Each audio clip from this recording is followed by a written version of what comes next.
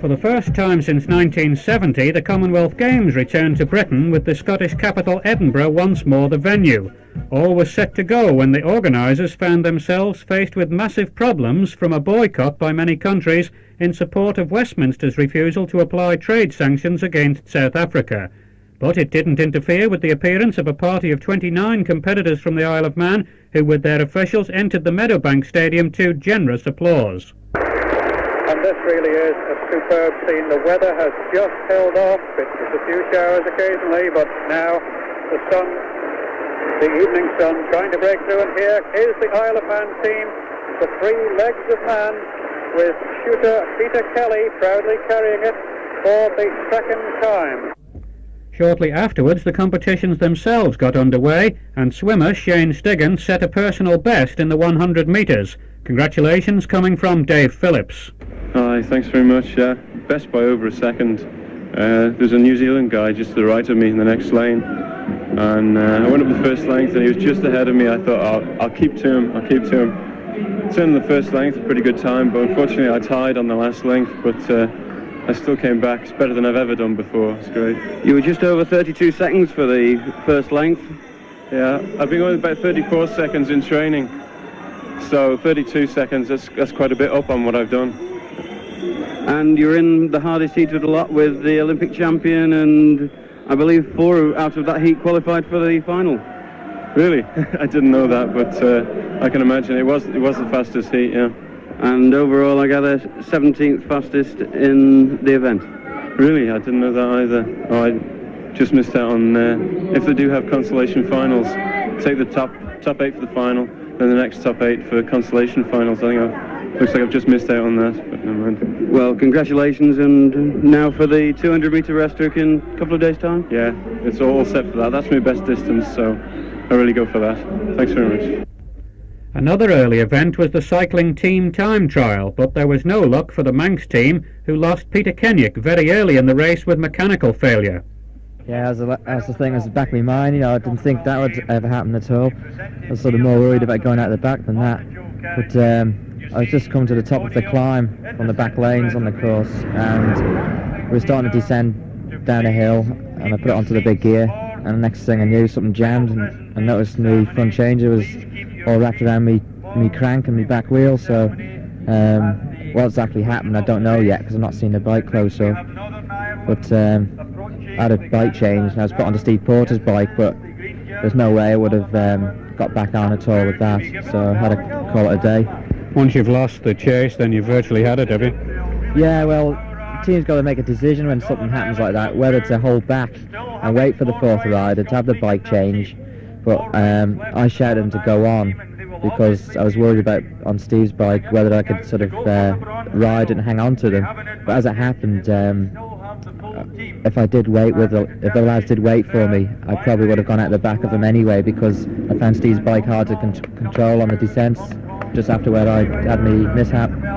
So all that effort, all that preparation, all the nervousness and no sleep and everything goes bang on you. It's a shame, isn't it? Yeah, it's life, isn't it? And it's worse because, of course, you don't have a ride in the road race. Yeah, that's right. I was hoping to do a good ride today so I could possibly get a ride in the road race, but yeah, that's it now. You've got to put up with these sort of things, but it's a shame it should be in this one, isn't it? Yeah, that's right, especially when you sort of, you train hard for it and look forward to it and everything. This sort of thing happens, but that's the way things go. The badminton team had 4 members, and Rosie Johnson and Sharon Baird found things pretty warm in their opening match. Yeah, we're not used to it. We're used to cold church halls. You took some good points off them there at the end, though. Yes, we had nothing to lose. They were on 14, made a go of it. I think nerves have played a big part in the game. We're not used to all this officialdom, Still, 9 and 7 isn't bad. No, I'm very pleased, yeah. Sharon, that's hard work, and you've got to do it all again in a few minutes. Oh yeah, I'm on for the mix in about 5 minutes time, I think, so give it everything again. Some good rallies towards the end there. Oh yeah, very pleased. I think actually it's the best we've played together ever, I think. We're really playing well, so at least we can tell whether we're improving, so that's the main thing. At least we didn't go and disgrace ourselves, which is... A couple of good margins, I thought, there, really. Yeah, we played very well. It's just a shame that we didn't get too much of a lead in the second game, really. I think they're 8 or 9 low before we really started playing. We just got to, with not being used to top-class competition all the time, we can get away with just lifting at home, whereas here you've got to attack all the time. So it's just a case of remembering to do that, if you know what I mean. It's easy to go back into the habit how we play when we're at home. Rosie, what about your singles? How did you get on with that? I think my scores were 4 and 1. But I was quite pleased. I'd like to play her again. I think I learned something by playing her. I think the game was better than 4 and 1. But she was very good, very quick and nimble around course, which a lot of these countries are. But no, I was quite pleased. Paul Martin also put his heart and soul into his contribution. Everything went to that. Shattered now. Absolutely shattered. Well, you couldn't have tried any harder. There's nothing left, whatever, was there? No, I'll give it all. I was glad to take him to 3s. City number 8 over here, so it's really good. Great. It seemed to me that the break between the first and second sets was where you lost it somehow. Yeah, he changed his tactics, very well. Not to suit me at all. I was looking for long rallies, and he's finishing very quickly. He's going for the kill very quick. It was remarkable to win the first 15-8 and then go down 3 in the second, but even so you came back fighting in the third really well. 4. We're down 15-4. Nevertheless, you still raised the game back up for the third set, I thought. Yeah, I tried hard in the third. I thought I could. I've got him again in the individual on Tuesday, so I think maybe next time give it These services off the rafters are hard to get to, aren't they? Very hard when they're coming down on your nose all the time. You got to watch out. You're losing some of the TV lights, but not to worry. Something we don't get at home usually, the height, isn't it? That's it, unless you play in the Villa. The Villa's probably the best place, but this place takes some beating, I think. Do you enjoy it? Tremendous, loved it, loved every minute. Although not running for the Isle of Man, Dave McCutcheon was at the Games, representing Scotland in the 400 metres hurdles. But after a magnificent performance, he dipped out on a place in the final by 9/100ths of a second. Naturally, he was bitterly disappointed. Yes, I'm disappointed, but it's the first time in the race I've ever given 110%. It was such a lift from the crowd, and I just wish I'd been in the first heat. It might have been different, and you saw that none of the times were exceptionally quick. It was just the elements against us, and I gave it all, and that was it. It certainly took everything out of you, didn't it? It's a long way to come just for one race, though. Oh yes, but it was something I'll never forget. The crowd, it was just fantastic, and as I say, I gave everything, and so did one of the other guys, and he's unfortunately been carried off. I don't know how he is, and I'll have to go find out what condition he's in. There's no complaints from Scotland, of course, because you represented them proudly. Yeah, I've had good wishes from the coaches and everyone. As I said, I was very pleased, and the crowd were fantastic. It's something that's experienced in a lifetime. For 15-year-old Peel athlete Dana Myhill, the occasion might have been overwhelming, but utilising her experience as English schools champion, she put up a marvellous show in her 100 metres semi-final. The runners are on their marks. Set. Go, and they're off and running, and Dana's got a fabulous start. She's really going well. She's at least equal of the others, but she's dropping back a little bit now, but she's not going to be last by a long way. She's really trying. Well, that was a very good run for someone with so little experience, and by no means is she last in that race. She beat quite easily Sharon Mitsud of Gibraltar. The winning time 11.22. And here's Dana now. Dana, congratulations. That was a magnificent effort. What a start. Thank you. Just faded a little bit at the end, but nevertheless you must be satisfied, are you? Well, I got a good start, so I'm pleased with that. I'm just waiting for the official time now, see how that is. I would say over the first 30 metres or so you must have been in the lead. I think I was for a bit of the race, but it's, as I say, my best distance is 60 metres, and that's where they catch me in the last 40, So you're satisfied? Yeah, I am. I'm just waiting for the time, and then I'll say I'm satisfied or not. I bet it was nerve-wracking on the starting line, wasn't it? It was very, very nerve-wracking, but it's all right. Back at the Royal Commonwealth swimming pool, Shane Stiggin's brother Graham was in action and did well in the 200 metres, though not quite managing a personal best. No, I don't know what went wrong. I felt great before I went in. I was all psyched up for it, but didn't come off. You were well on a PB at the end of the third length, but you seemed to lose it on the last length up.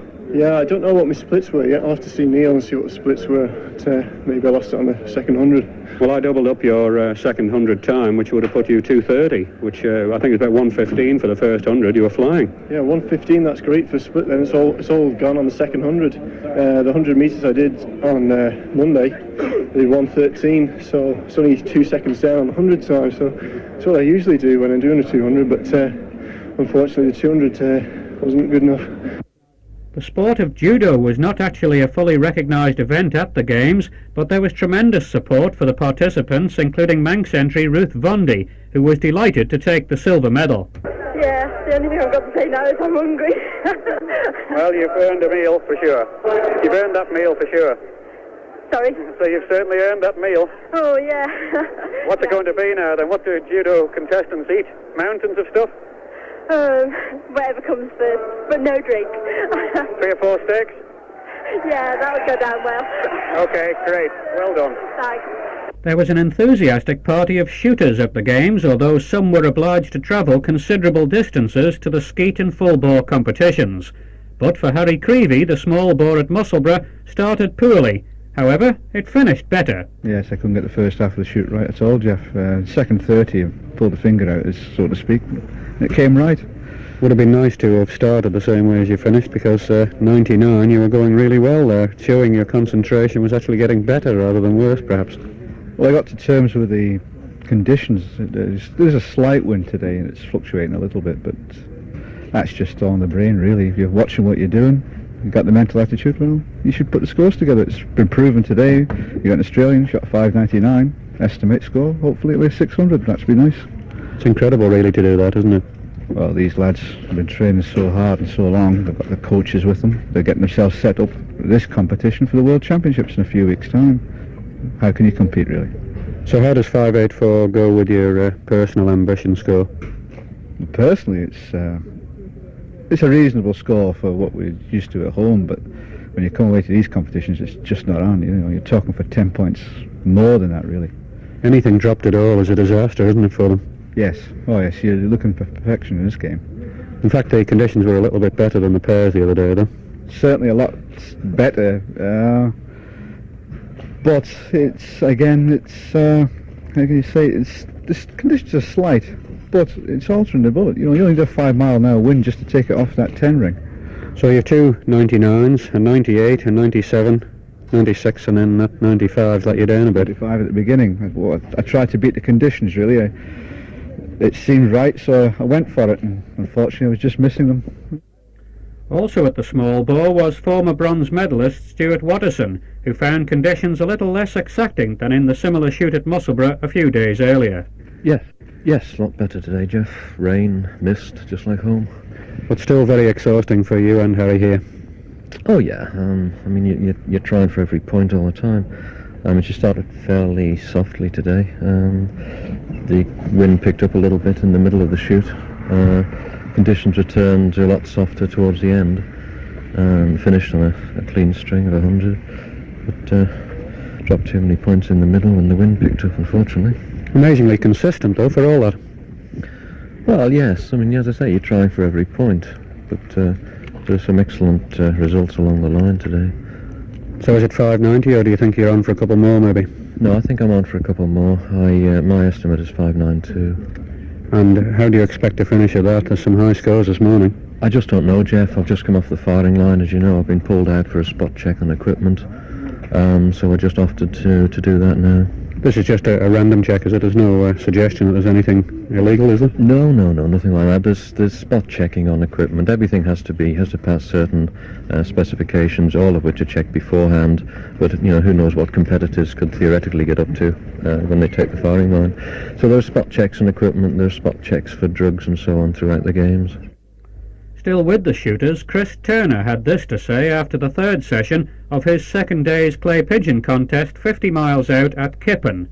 Well, I'm quite pleased with how I've been shooting, really. Shot 3 23s today, so if I can finish with a straight, it won't look so bad. 91 on the first day. What would that make you with a straight now then? 94. So you'd be happy with that then? That would be 185. Yeah, I'd be quite happy with that, really. There's at least 12 shooters here that really should stuff us out of sight, so if we can get in the top 12, it wouldn't do too bad. Who's the hot man? Ian Peel from England. I would think he will be the gold medalist. Oh, how many shots has Peter got left now? He's got 10 to go in this round and then another 25. And how's he doing, do you know? Can you see? He shot a 20 his first round, a 22, and at the moment he's straight. So you're fairly well up on him then? Well, there's not that much in it really, but, you know, a few birds. Good facilities here, aren't there? Excellent, excellent. So how long have you got to go till you go back on? They have a 10-minute break after this round, and then I shall be on. Well, Peter Kelly signed off with a 178 finish. Yeah, 289s. Well, not bad after the start of the day, like. Blooming terrible. Dropped a couple on that last one then? Oh, well, it's like everything. I'm trying too hard. You think that's what it is? Just not relaxed enough? Well, that's what usually drops them. You start trying too hard and you just tense up and, well, you do things that you shouldn't do and away they go. So are you satisfied with your performance in these games or a little bit disappointed? Well, it was my best score in the 3 games I've been to, like, but I think I'm only 7 short of my best, so it's not far away. Old Lee of England will take some stopping, won't he? 171 with 25, he could finish 196. Aye, you should handicap him. Well, that was Ian Peel I was referring to there, really. Meanwhile, back at the pool, the Stiggins were concluding their games endeavours, with Shane netting his third personal best out of 3 swims when he made it a hat-trick in the medley. Yeah, that's the hat-trick. So glad it's all over now. It's the last swim. I can live it up a bit. Really, though, you couldn't have done any better than that to knock best times in on all 3 events. No, I'm pleased. I've done all 3. There's nothing better I could do. It's too far to get into the final, so I'm just pleased to make the personal best each time. How important was it for you to do that? Very important. I've been out recently with a few injuries and problems, and it's boosted me to think that I can still do it. Did you enjoy it, or is it too much pressure to be enjoyable? It's enjoyable in a masochistic sort of way, I suppose, yes. It's enjoyable now it's over? Very much better now it's over, yeah. Was there any problem with the delay in the start for you? Yes, I'd warmed up, and then with was a half an hour delay while there was a bomb scare or something. So came back and I was warming up again, and it just gets a bit tiresome after a while, but I'm hoping it didn't affect me all that much. After earlier disappointments, Graham also got onto the personal level that he was seeking for himself. Oh yes, about time I did something. I was determined to do something on the last swim, you know. I managed to pull something out, yeah. After the first 100, in fact, you were only just about a couple of hundredths behind Shane's time. Is that right? Well, after the first length, I glanced up at the scoreboard, and I had about 30 seconds to the length of fly, and I knew that the Shane did about 30 as well, so I knew I was quite close to him. Well, you certainly were even after the second length as well. That's good, that's nice to know. And dropped about a second and a half on the third 50. Second and a half on the third 50, well, probably getting a bit tired there. 2:23 then for the final event, and he was 2:20.86, but you still well beat your 2:25.50. That's great. That's the last swim now, so I'm happy I've done a PB, you know. Nice note to end on. Yeah, certainly is, yeah. So the pressure is off now? Yes, pressure's off now, and maybe go out and have a couple of pints tonight. The heat of the Meadowbank badminton halls was continuing to tell on the Manx foursome, but Sharon Baird's play had been excellent, although it had gone ragged towards the end of her second match. Yeah, I think what happened, we relaxed as we got a good lead, that was all, but it's a fairly comfortable win, so still we go on. But they're no walkover, are they? Oh no, that's the bloke that beat Paul early on the team competition in the singles, so I think it just goes to show that we have improved as the tournament's gone on, because that was really a fairly, I'll say, comfortable win, because we were sort of on top all the time. So it's not the end of the games after all then? No, saying it tomorrow now. So it's been a very long week. Looks like meeting royalty does you good, because Paul met royalty the other day and went on to win, and or rather had a good game, and you've done the same today. It's been quite a day for you. It has, yes. We're lunching with Princess Di and Prince Charles at dinner time, so if he was coming tomorrow, maybe it might be a good luck, Owen. And then you've been to a garden party tonight as well, have you? No, we didn't go because we had to be here for 7:30, so with the way transported, we wouldn't have made it, unfortunately. Paul Martin also had an excellent match against Guernsey. Yeah, it must be because their fitness quite good, I think, something like that. Quite a tough game, though. They're not exactly a pushover, are they?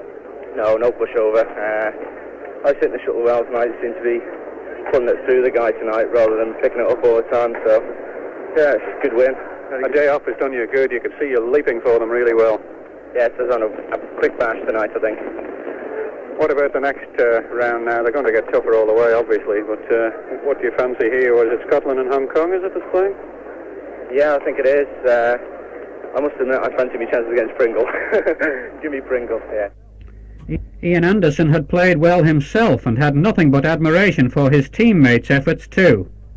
Marvellous effort tonight. As I said last night, I was confident that they'd win it.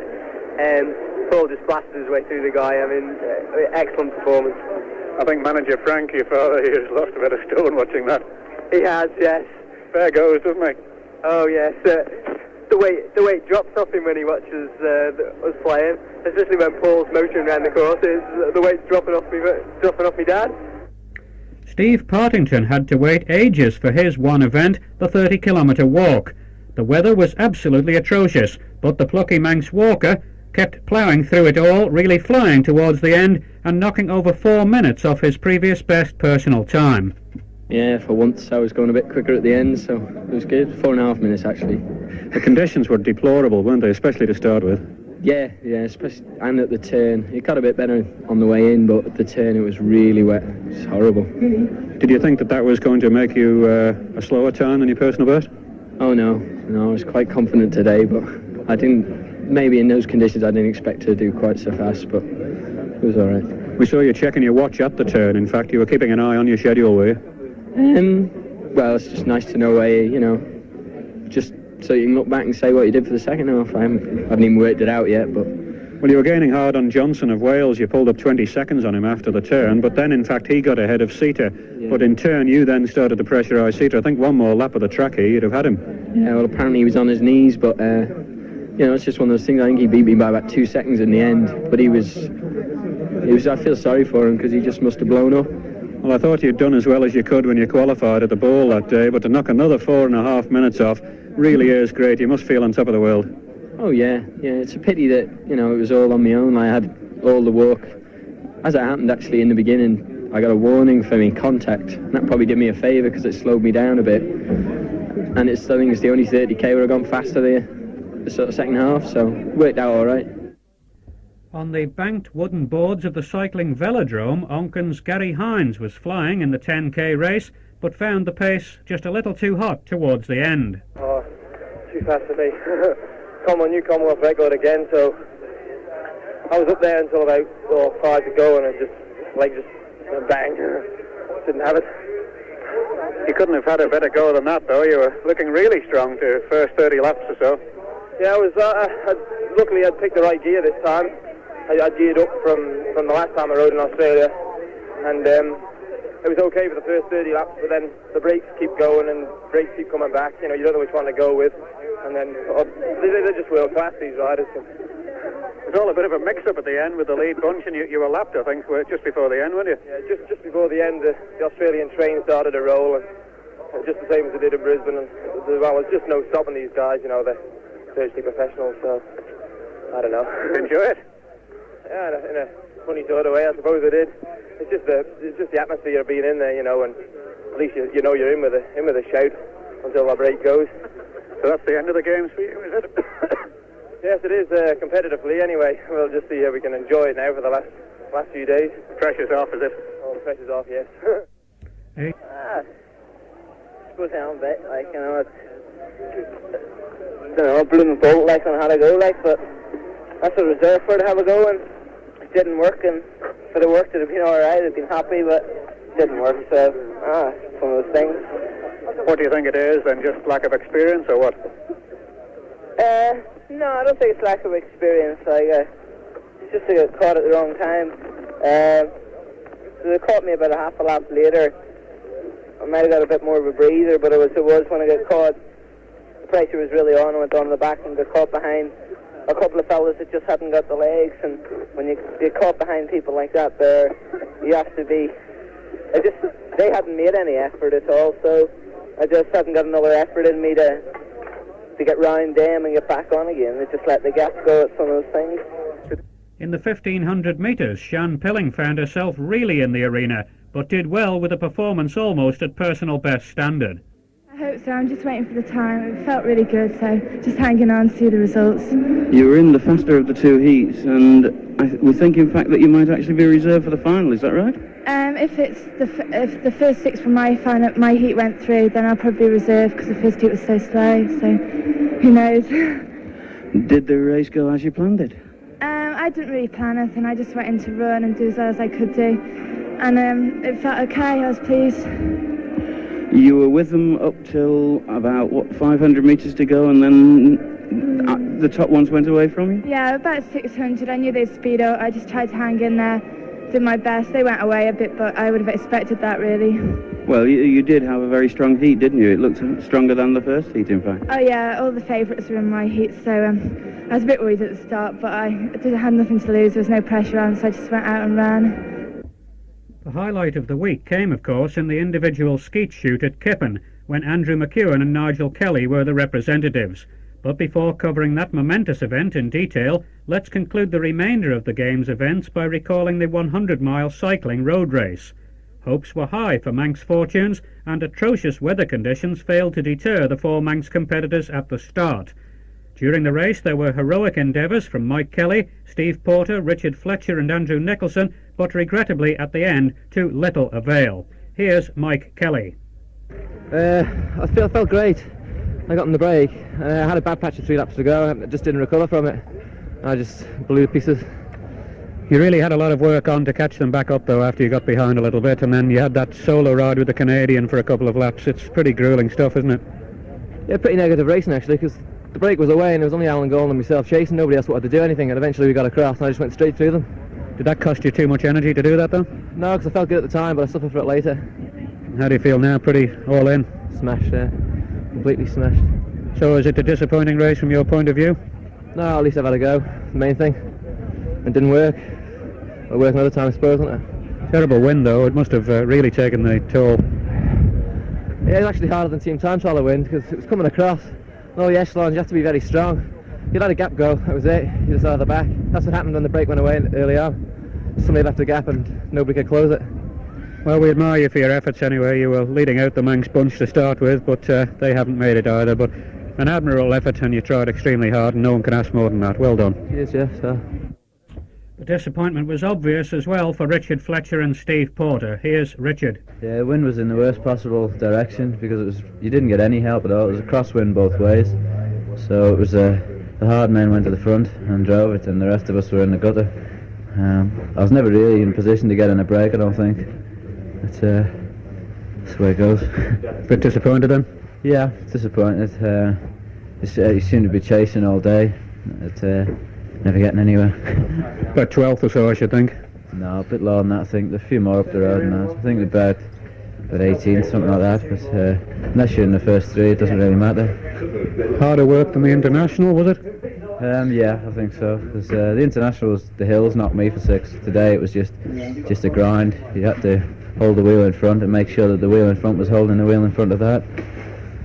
All sounds pretty desperate stuff. Steve Porter, that's it for the Games for 86, but you tried hard anyway, but just didn't quite come off today.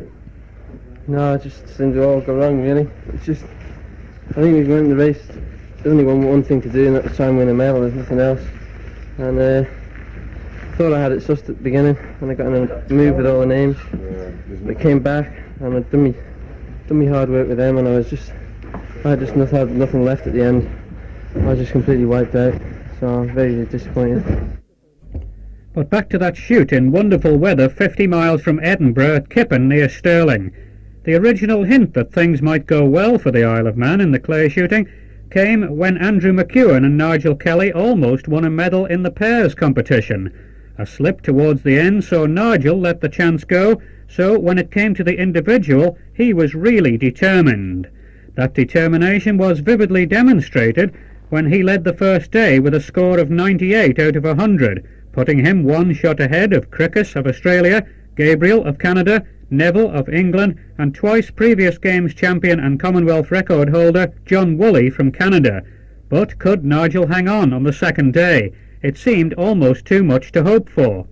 Shooting with him, although on an individual basis this time, was Andrew McEwen, who didn't fare too well on the first day, but certainly got into the groove on day 2, although he admitted it was too late to get into full contention.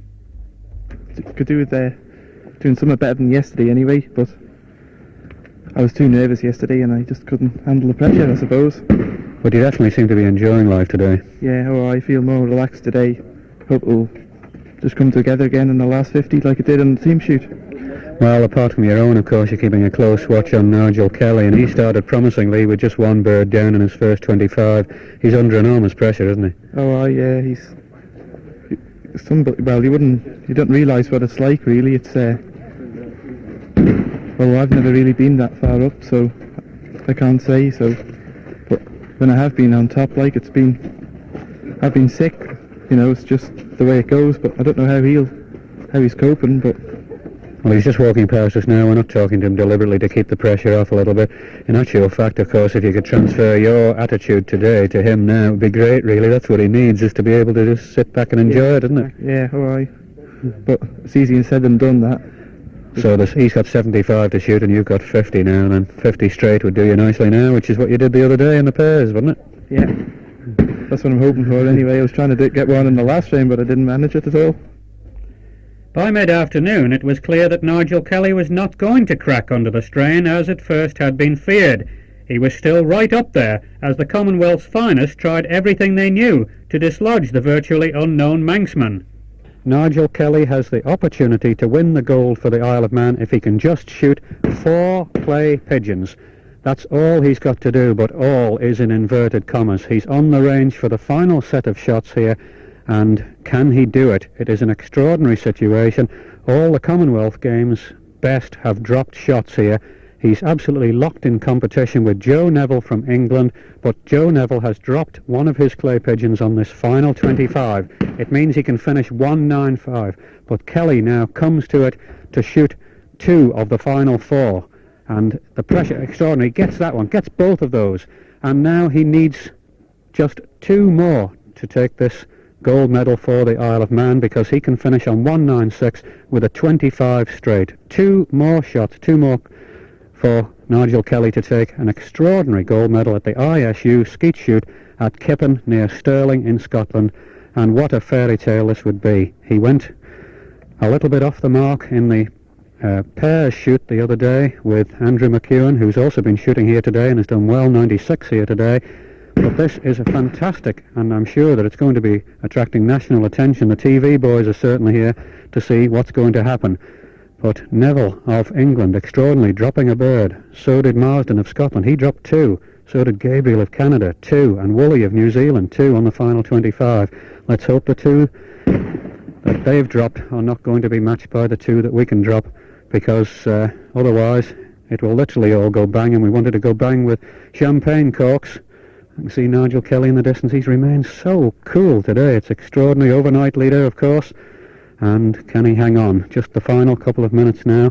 The other shooters in this discipline, in this squad, are just taking their shots. And there's a crowd, I would say 500 or 600 here, and we're way out in the hills, remember, nothing like the Commonwealth Games. So now the shooters move to their final position.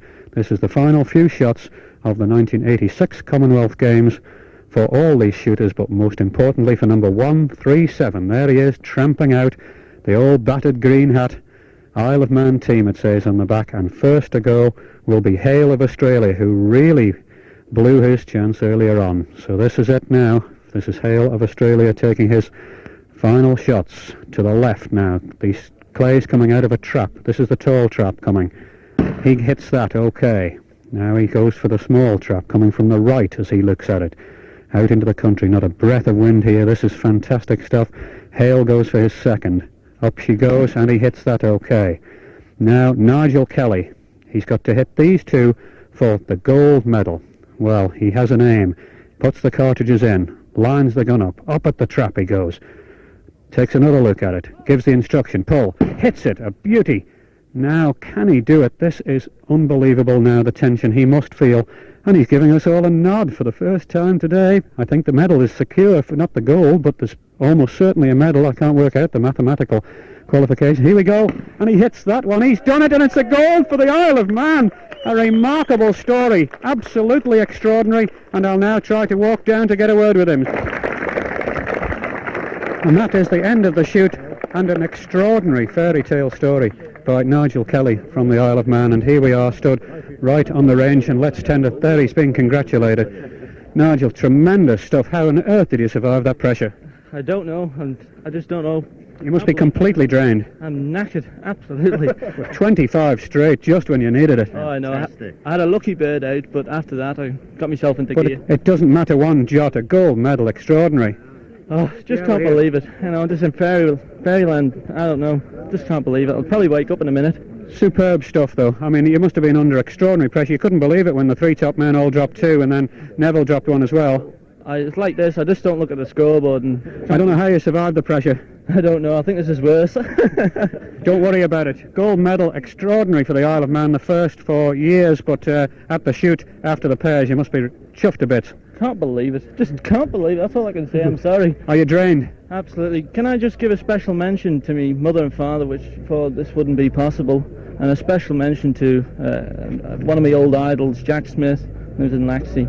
I just can't believe it. Thanks very much anyway. You're welcome. It's a fantastic effort under most extreme pressure from the best in the Commonwealth.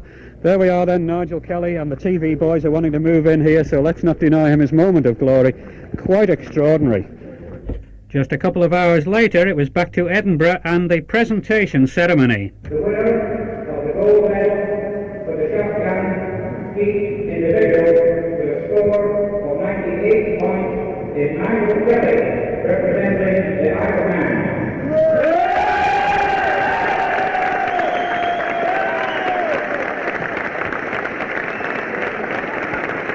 Well, I wouldn't say the roof is coming off, but it's the next best thing to it, and the medal is round his neck. He's on the rostrum, a gold for the Isle of Man, and what a grin he has.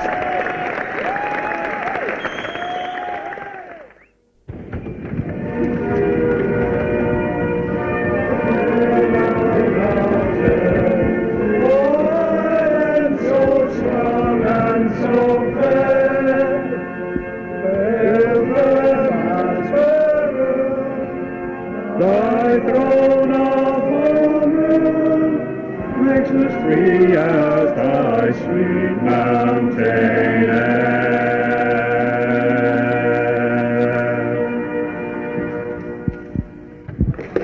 Well, what a marvellous moment.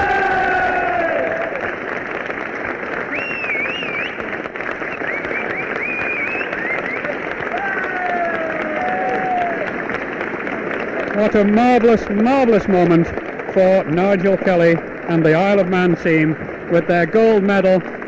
Yes, the medal belonged to everyone, but most importantly to Nigel himself. Just jubilant. I just can't believe it. And as for the team members, absolutely fantastic. Can't believe it. A few tears, I think, coming on that rostrum, Neely. Almost, but I held them back. What a day for you, eh? I'll wake up soon.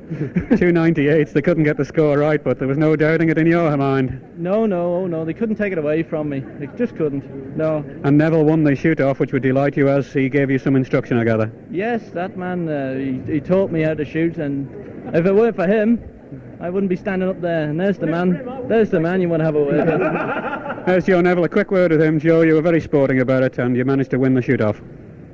Well, I'm delighted for Nigel, being one of my pupils. Great shooting, great event. So there we are then, Nigel has the gold medal. Let's just see it. Yeah, there we go. There it is, the beautiful gold medal, shooting shotgun skeet, and the best we can do so far is a can of Coke, but I've got a feeling it might be just a little stronger later. Just maybe, we don't know yet. We'll sort something out. Well, sort them out, Nigel Kelly certainly did. He shifted the very best in the Commonwealth and brought a gold medal home to the Isle of Man for the first time for 20 years. There was no other medals for the Manx team, but it wasn't for the want of trying. They all did magnificently, and now must look ahead to New Zealand 1990.